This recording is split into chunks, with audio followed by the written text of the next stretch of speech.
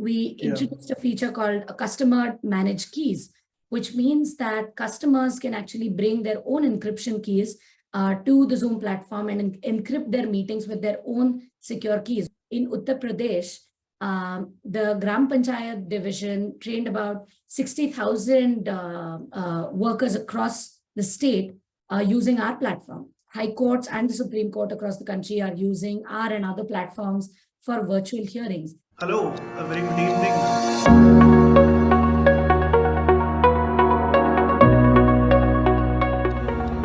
A very good evening, ladies and gentlemen. Welcome to Swarajya Conversation. Today, I'm very privileged to be joined by Iravati Damle, who is the Director of Government Affairs for Zoom Communications. Iravati, thank you so much for joining me today here. I really appreciate this. And I think this conversation has been pending for a while now. And I'm really glad we could finally touch base and make this happen. Absolutely. Thanks so much, Sharon. It's a pleasure to be here and speak with you today. It's a pleasure to have you here too. Zoom has changed our lives drastically, like we cannot imagine. Today, it's a part of our daily life, and we use it as if, in a manner in which we do not even acknowledge it because it's become such a routine for us to use Zoom on a daily basis. And I think the situation was somewhat different even 3 years ago, just before the pandemic. I mean, virtual communication was on the rise, and people started using a lot of video conferencing, whether it's cross continent or even across the country. But would you say that perhaps the pandemic was some sort of a boon both for the industry and for people to somehow get disconnected? If you look at the recent events that happened, and I don't mean to get political about this, suppose events like demonetization pushed our country to become more digital in nature, and these are some of the outcomes that you do not see, but perhaps something like the pandemic has enabled this. Would you agree? So I agree with you that before 3 years, collaboration was an enterprise phenomenon. People still used platforms and technology like ours to collaborate across remote teams, across teams spread around the world. What happened in 2020 was that there was a huge upsurge of industries that hadn't taken to virtual platforms and collaboration before, as well as people like you and me, customers and retail use cases that came up. You immediately saw that birthday parties and get-togethers and catch-ups were happening on platforms like Zoom suddenly overnight. And we saw a huge upsurge of people using the platform, something that we're very proud to have been able to support without a glitch. And what has happened ever since is that there has been a rethinking of what do we mean by a workplace? A workplace is no longer a physical office. A workplace can be anything from your desk at home to a traditional office and anything in between. It can be a work near home hub. It can be a co-working space. It can even be a cubicle that you have in a shared working space as well. So what has happened in the last 3 years is that collaboration platforms like ours have just permeated every sphere of life. And this has now set the tone for the future in that I don't think we're going to go back to the way things were completely before 3 years. We're going to find efficiencies and be able to collaborate better because of technology that Zoom Right. platforms provide. For individually, subjectively, each one of us has taken to technology in different ways. Like the youngsters have perhaps been more adaptive because it requires them to be online and virtual to attend their classes. And most of us even graduated from universities online, Yeah. very unfortunately so. But because of the pandemic, how do you think? I mean, from a consumer's perspective, I think we've heard so many stories, positive, negative, all sorts of stories during the pandemic, and I think technology has played a very, very important and crucial roles in our lives. But if you were to look at this from a standpoint of Zoom, how would you say your journey has been ever since the pandemic happened, or the last few years, for that matter? So we've grown massively in the last few years. We started out with a really great product. Of course, it was fit for enterprise use, which means that enterprises have a lot of time security teams in place to adjust settings for their employees and make sure that they have the right settings to use the platform. Like I said, because of the retail use case that came up, uh, people like people were using the platform for birthday parties and schools and for telemedicine and teleconsultation appointments, and those are people who don't really think about security at the word go. And what we had to do at that point is we had to rethink the nature of our platform to be fit to purpose for a retail use case as well. So what we did over the last 3 years is we released over 400 security features that are accessible to a normal user at a click of a Right. button and intuitive as the rest of the platform is.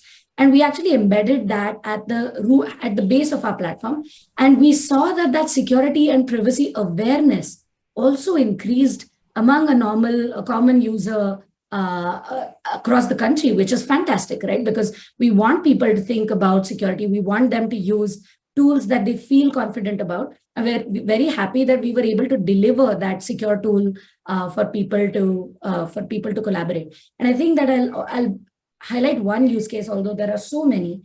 We've been talking about telemedicine and teleconsultations in India for about over a decade now. That is the need of the hour, given the patient to doctor ratio in India, the fact that we have such a huge underserved population and such few doctors.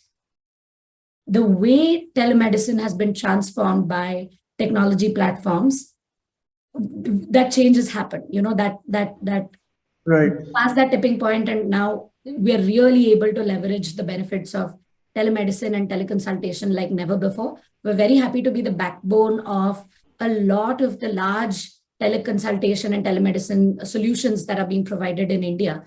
And I think that's a very crucial need of the hour that we've been able to support. I'm very happy to talk about more use cases that we've been supporting in the country over the last few years and hopefully in the years to come. Yeah, in fact, because of Zoom, I think there were a lot of competitors also who emerged in the market in the last few years. But one thing that has pleasantly surprised everybody is that Zoom has been able to stand out in spite of all the competition. What do you think has enabled that, wherein a consumer always comes back to Zoom as some sort of a reliable platform as compared to the others? I think I'll take it back to 2 points. One is the architecture on which Zoom is based. We have been built from ground up as a video first collaboration solution, whereas some of the others have been pieced together and where other different functionalities have been brought together to build a platform. So I think the video first architecture that we've built from the bottoms up has definitely helped. And the data speaks for itself, right? We have the best uptime of similar collaboration solutions. We have a 99.99% uptime of the platform, which means that you have lesser drop-offs, you have better quality. The solution is able to adjust in low bandwidth environments, which is such a reality for the way broadband is spread across the country. So especially for a country like India, our solution is just perfect in terms of the architecture and the capabilities it provides.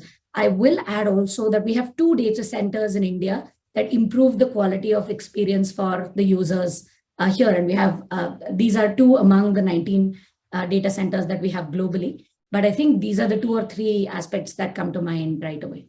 And you were mentioning about how security became a very crucial aspect for the consumers as well at some point.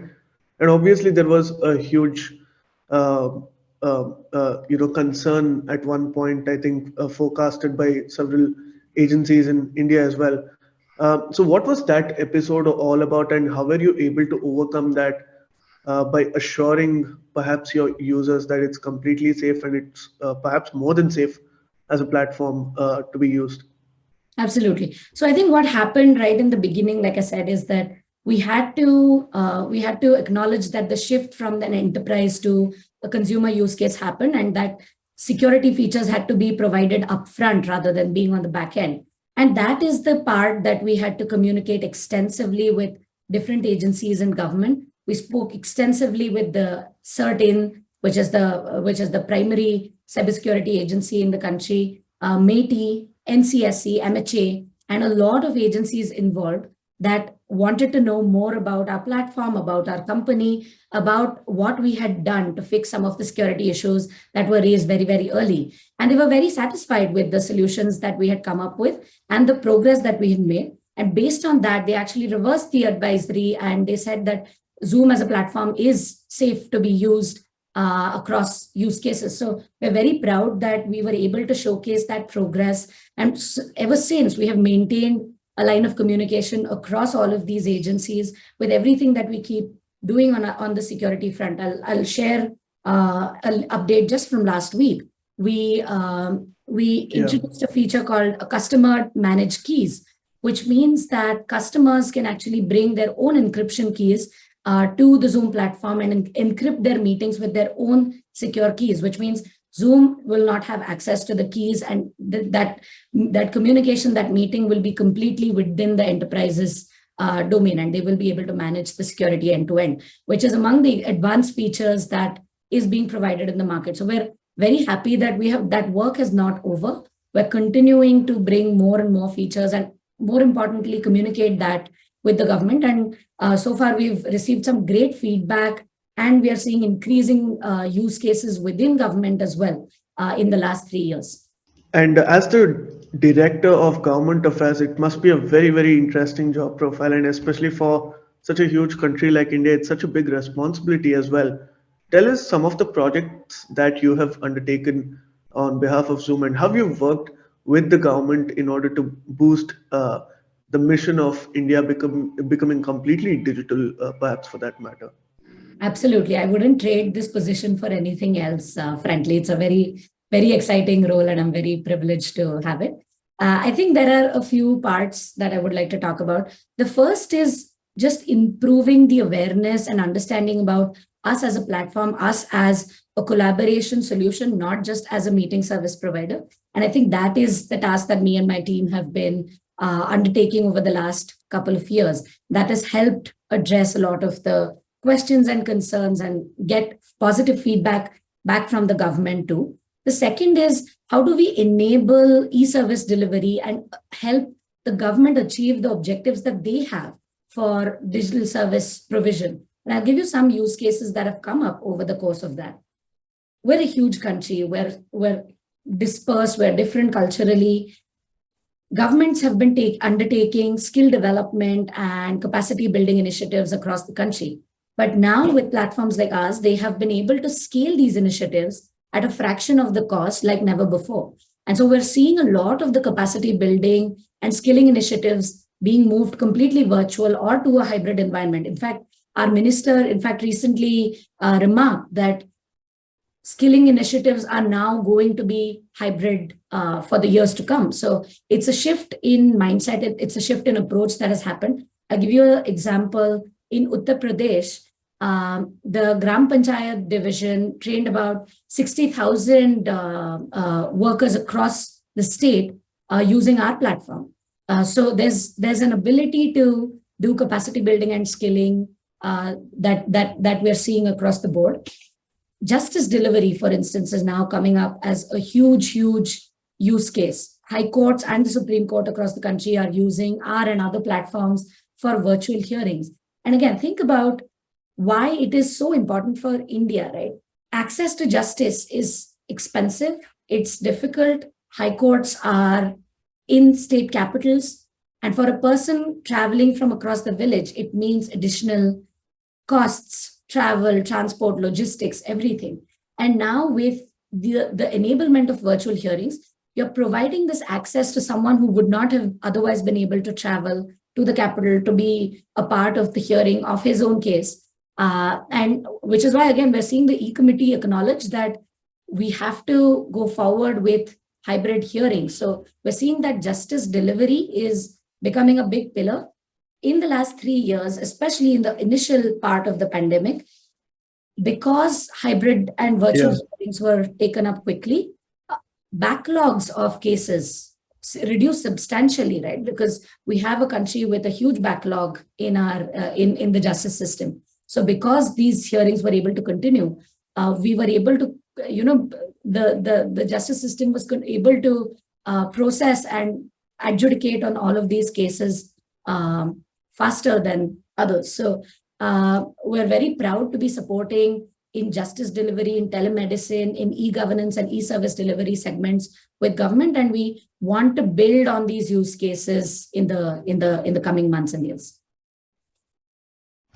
And how do you think the market distribution has perhaps moved towards the rural and the semi-urban parts of India? Because initially, obviously, because of the uh, friendliness that the urban crowd has towards technology, perhaps it is that section of the population which got adapted easily to platforms like Zoom. But today, like you earlier said, even the most common folk in a village is able to communicate through to somebody and even be represented at a court because of Zoom. How do you think that has been enabled? I mean, what's the secret behind the success story where even a common man is today now using Zoom without any inconveniences? I think it's just the simplicity and intuitiveness of our platform. You don't need to learn how to use the platform. You just open a meeting and it starts up, and it's simple, it's clear, and it's minimalistic. I think I really like the design of the platform for that reason. And again, I'll give you another example.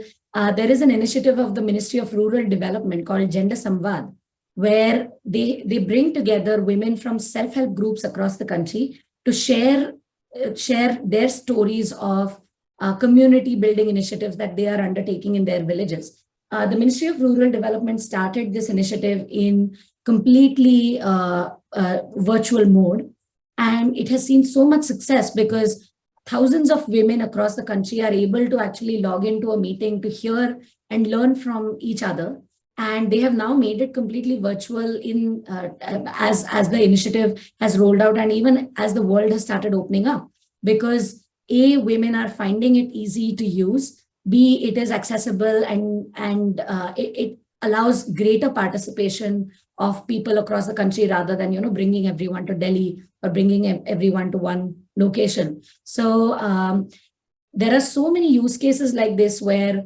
we're hearing from government that they're choosing our platform because it is simple. So we're very, very excited about what this holds for the future. No, it is very simple. And today, I think that is the biggest USP for Zoom because even as content creators, we use different platforms, not just Zoom alone. But I think it's the simplicity factor and it's the accessibility is something that is appreciated about Zoom because you have so many features and it's obviously so easy. But obviously, as content creators, we would want more features to be added in the future. So going forward, what's in store for Zoom? Like if you could spill some beans, it'll be really great before we wrap up.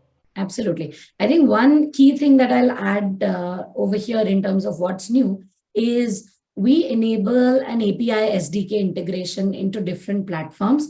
So when you talk about content creators needing different tools apart from a seamless collaboration platform like us, we actually have the ability to integrate into different software. So we have an entire ecosystem of solutions called Zoom apps, wherein different solutions can get plugged into the video backbone that we provide. And now increasingly in the future, we're seeing more and more solutions coming up where they use our video backbone over the LMS that they provide, or the patient management or the telemedicine portal that they provide. So I think that's going to be one of the big focuses for us in the future, that we expand the kinds of platforms that use us in the country. Of course, doubling down on use cases within government. The government has been coming up with massive programs for digital enablement, and we want to see how we can add value in all of those programs in the next 5 years as well.